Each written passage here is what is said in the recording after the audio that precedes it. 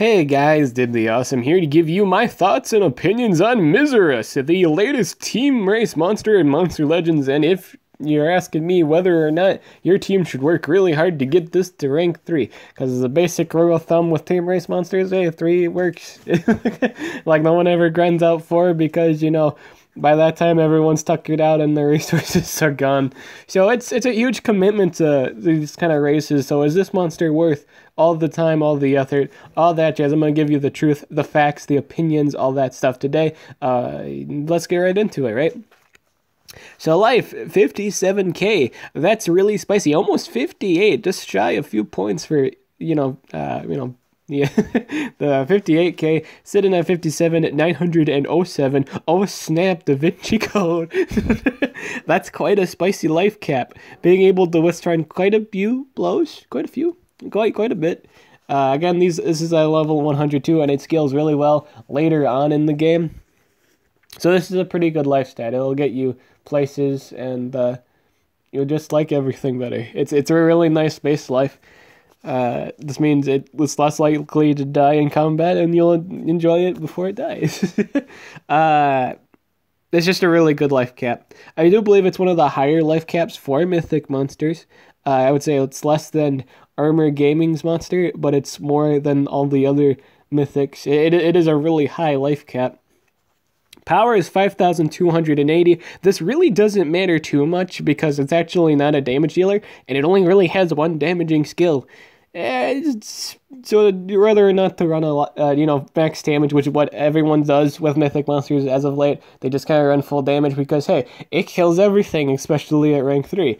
I can see a point to and not to run full damage or like on this monster. But yeah, I wouldn't run actually any damage on this thing, just FYI.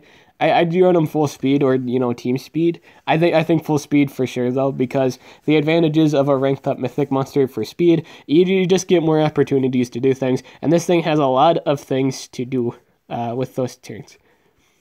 Speed, 4,875. I do believe this is tied with other denier monsters in the category, so this is a pretty great speed. It's a really nice speed for a mythic tier monster, and it outpaces a lot of other legendary, not other legendaries, but like it outpaces most legendaries once it gets rank 3. So again, if you get this at rank 3, you will outpace a lot of monsters, and you get a lot of opportunities to do things based on who your comp actually is with. I'd say if you're rocking a Thalassa and or like the War Master that gives you stun immunity for a trait, that'll benefit it greatly because it won't have interrupted play. And again, this is a support monster, so you kind of want as much turns as possible to get your opportunities in. So at rank 0, it gets possession immunity. This means you're immune to possession and mega possession, I do believe. Unless I'm wrong, unless mega corruption still nowadays bypasses regular possession immunity. I do believe like mega control in general was nerfed to the point where if you're immune to like stun, you're immune to mega stun, freeze, you're immune to mega freeze. I don't know if they ever did it for possession. I think they should. I think corruption still goes by, but I don't think like mega possession bypasses it. So I think corruption still works, but I don't think like mega possession works. I think that's the catch. I think mega possession is bypassed, but corruption, if you're corrupt, you are still possessed. So that's kind of cheap, but is what it is. Speaking of corruption, hey, at rank 1, it gets abomination, so you're immune to all possessions at that point. That means you absolutely cannot be controlled by any means or ways. So even if you get this at like rank 0, let's say you just did 10 laps, right? And you get this to rank 1, that is a lot of mileage because you won't have to worry about like Lord Pump Seed's control effects. You can easily bypass those. In terms of like corruption, as long as you don't get like trait disabled, you should be just fine. You're not going to be bothered by it at all. At rank 3, if you actually do get this to rank 3, which is 60 laps, if your team does get this at rank 3, you get anticipation, one of the best traits in the entire game, because what this allows you to do is interrupt people's extra turn skills. Extra turn skills are some of the most powerful skills in the game, but they are also the most punishing because of anticipation being in the game. A long ago, before anticipation exists, monsters like Termless, Voltic roamed the lands, destroying teams without really giving much of a second thought. Then Anticipation was made to pretty much prevent all those insta-win conditions. It's fantastic. The only real thing that gets by Anticipation really is Ragnarok's No More Failures turn, which completely fully resets a monster, so there's not a real big deal. It's like, as long as you don't get cooldowns activated on that monster that just got fully resetted, there's really no harm, no foul. Like, it's and you don't care too much if there's no real consequence, unless you can counter with your own Ragnarok. You know what I'm saying? But then even at that point, the enemy's Ragnarok counters, so it's a give or take kind of deal. So this is a fantastic trait to have at rank 3. It's really, really nice. Relics, it gets an amulet and a trap. Personally, I don't like these setups, like amulet and traps kind of meh. Because like the stamina draining traps on mythic monsters is not really good. Like it still works on legendary monsters. Like traps are effective against legendaries, but I think they're kind of worthless against the eyes of like mythic monsters, because mythic monsters have higher stamina pools. They're not really caring too much about having their stamina drained by relics because their stamina pools are so high. They just don't care. They don't. Like, you had so much mana. Or, like, not mana, like stamina. Sorry. I've been playing so many other RPGs. But, nah, it's not that good for traps. For amulets are kind of iffy because reverse healing is going to be more of a thing. Because we're getting monsters now that are being immune to torture.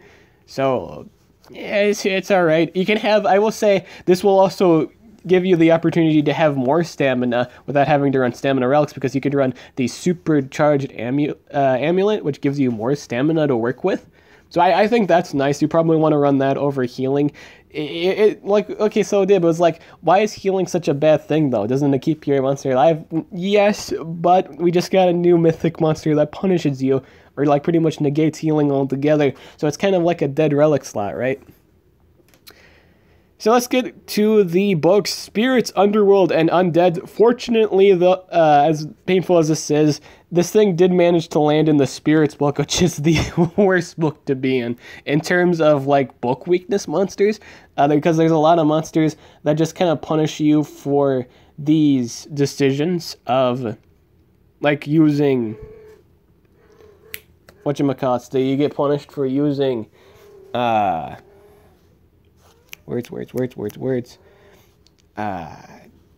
No, those book haters, as in, like, you know, there's Soul Hugger, which isn't used that much, granted, but there are things that have book hate, like Spirit Hater in general, like, what's his name?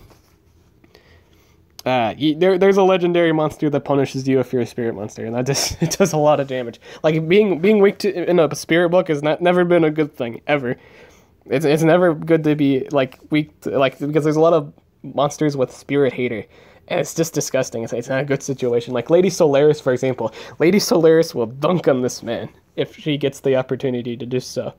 It would be really disgusting if she does. But it's just never a good book to be weak, because it has so many, like, counters to it. It's not a bad book by any means. It just has a lot of hater monsters. Like, it's because it's such a good book. Spirits in general are really, really good, competitively speaking, in the history of Monster Legends. Anything in the Spirit book has always been good. This has always been a fundamental fact, and there's always been monsters made to specifically tailored around killing those things. It's really, really good. First skill in his arsenal is Anata. Anata heals everyone by 50%. This requires a cooldown of 3 turns. Holy tamale, is this a long cooldown for a 50% heal?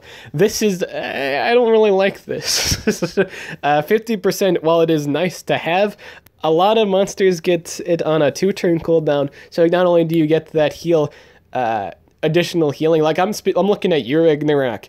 Ragnarok has a 2-turn area heal, but not only that, it also cleanses you before healing, so you're not actually worried about negate healing or reverse healing. And this is kind of why this monster is kind of on the iffy side, whether or not you want to grind for this, because again, we just got a monster that punishes healing just baseline. Like, if you don't cleanse the negate healing or the reverse healing, you're going to get punished for it, so there's really no use for it. You get punished for using it, essentially. Recompose applies not double damage boost to one ally and applies life regen to one ally. So it gives someone a little mini boost plus life regen. This is an alright skill. And keep in mind, I didn't really said this before the beginning of this video. As of the time of recording this video, a lot of mythics run on old school gameplay, meaning they don't run the highly advanced skills of modern monsters, even traits too, to an extent. Anticipation, as far as I'm concerned, plus taunt as a solid trait, are really the big things I've seen so far. So that's a big deal. I think this is an alright skill. I don't think it's a busted skill, and I don't think it might be something you even want to run. Dark Paradox removes positive effects from one enemy, deals moderate special damage to one enemy, heals all itself by 30%, so it's a self-heal, not an area heal. It's kind of like, if you ever used Plymouth, as uncommon as that monster is, that's a good example, who damages and then heals himself after. I think all the nature monsters do that too, so I guess that's just kind of a very specific turn when the whole category of nature monsters have always self-healed. So that's I guess it's like a nature heal. Think of it like that, but it's like special based. This has always been an okay kind of dealio, because not only are you removing positive effects, you're also doing damage at the same time. This is also your only real win condition if he's the only one left on the field. As odd as that condition is, hey, maybe you can't resurrect anyone, and he is the last man on the field. This could be your only way of winning, so you might have to run this skill probably. This also removes any Mega Taunt passives that you may deal with as a buff. This doesn't deal with a trait like Centurion, but it gets rid of Ezeal's area Mega Taunt.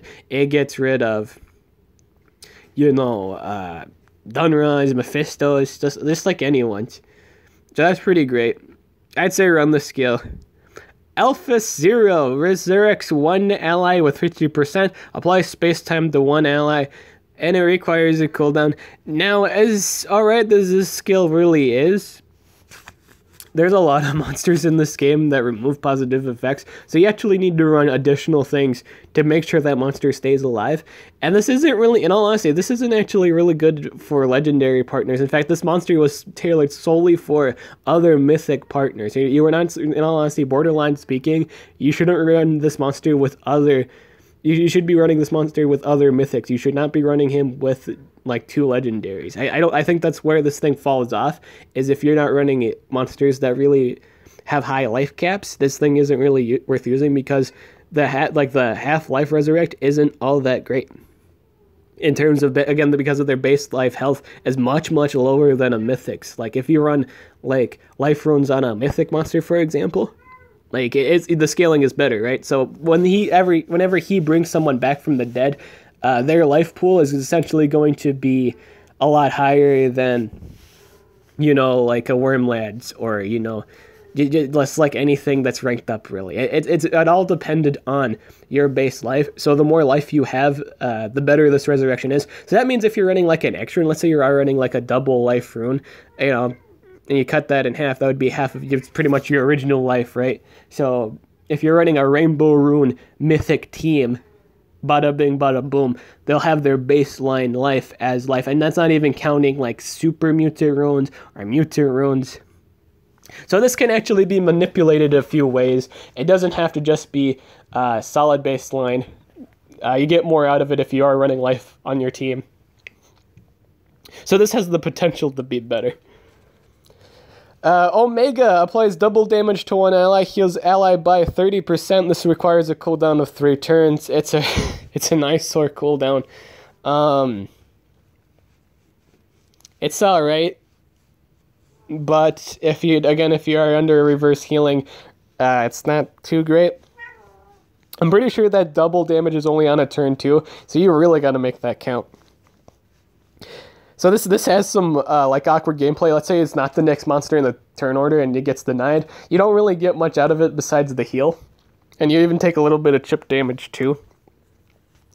So I'd say this one's a iffy. I wouldn't run it personally, but it's the only real skill you should be running. All right. Black Life resurrects everyone by 50% life. This requires a cooldown of 3 turns. It's in case everyone dies. It's not bad to have a backup plan. 50%, again, depending on who you're running. If you're running really good life cap monsters, they will benefit from the half-life because their full life is really high. So that's why you kind of want to do it. But I will say you're not going to bank too much on this. If they just die right away, again, this thing was meant to be tailored around other mythic monsters. It really does shine, and you start seeing results if you do pair it up with mythic monsters. This thing, again, was meant to be like designed around mythics. Like, it's just what it's meant to be. If you're not running it with mythics, you might not see too many good results, or at least consistent results, unless you pair it up with specific legendary partners. I'm thinking Babari, dude. I think this monster is broken with the Thunder Warmaster Babari.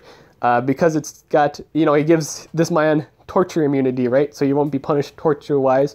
And then you have damage mirror on top of that. I think this monster is really good with Babari. So if you have a really high-ranked Babari, pair it up with this thing. Because not only are you going to be immune to Curse, you know, all other DOTs, he can just heal Babari, like at all times. And then you should probably run maybe like a Neobuki maybe with full life, right? Because again, this thing scales well with life, and you can't really remove Neobuki's positive effects. So that sounds pretty spicy. You might not want to run full life on Neobuki, maybe Mutant Rune like speed, and then just go from there, because you do want this thing to be alive. You don't want Neobuki to stay alive long enough to take advantage of like maybe other buffs, or, you know, control immunity, give everyone control immunity, etc., etc. Again, you don't really have to do anything. You just need to punish them by damage mirror, and it should be fine. You're really immune to torture at that point. Any other monster that can apply torture immunity as well would be very helpful. And just preventing like reverse healing or negate healing. You just do not want to be under reverse healing at all during the fight. That just completely kills the monster if you're under any reverse healing or, you know, anything like that, because he just lacks a cleanse. This thing just doesn't have any way to clean bad status effects, and that's a big deal. His ultimate resurrects everyone by 100% plus double damage. That's fantastic. If you're running any damage on your team, obviously they'll like the boosty boost plus full life reset. That's pretty nice. So this is a big game changer. I will say Black Life is like a nerfed version of your ultimate, like extremely nerfed, because it doesn't even apply double damage. It just half heals you. So overall, what's my basic thoughts on this monster? I feel like they should have given him a cleanse skill. I think that's what kills it. Like Borderline, you can't cleanse anything. If you get cooldowns activated, it's kind of just a dead monster. And hilariously enough, we're getting like a pass monster that cooldowns activates. So like if this it's slower now. Granted, it is slower than the other monster, but really, besides like the life regen and damage boost skill, and like maybe like the no, that's about it. No, wait, yeah, the double damage or that skill. After that's done, like, he's gonna shut him down, and that's like a 3-turn cooldown. So overall, I think this thing is extremely punished by cooldown play. Granted, cooldown play is kind of nerfed, since like not many monsters get like Pierce cooldowns activate besides Nitro Blaster, but still, if you do get cooldowns activated, it's kind of a big deal. It's a little bit. If you're fighting other mythic comps to activate, but because you're not going to really get much mileage if the field is neutral, right? The thing with mythic monsters is they get more turns if they are rank 3 and like they are running extra runs. You will notice that they get more additional turns, and they can Ulco and stuff like that. This monster again isn't really a damage dealer though.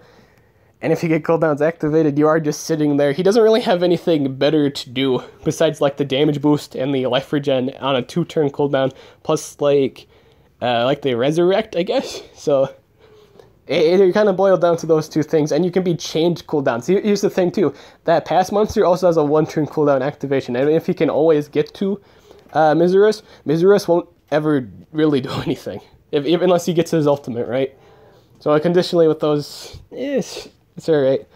I don't think this monster is by any means bad. In fact, he could potentially be game-breaking, because again, he can keep other mythics alive. Because again, run this thing with other mythics, you'll probably see results, especially the new torture immunities. Dude, we got 2 torture immunity monsters. We got the new Miserus, who is a, alternate form for this man. Plus, we just got Morgs. Morgs has been out for, I'd say, a week or 2 right now, right? And it's just amazing. Get him to rank 3, and then get yourself a Abyssal Lord, right? Or, Miserus. Abyss Submarine Man. Right. But no, I think this is alright. I think this is really, again, scales well with other mythics. It doesn't exactly scale well With Legendary, it's good because the life pools are lower. If anything, it's kind of like a weaker Fatted. Like, look at it this in the sense of, like, if you just pair it up with Legends, right?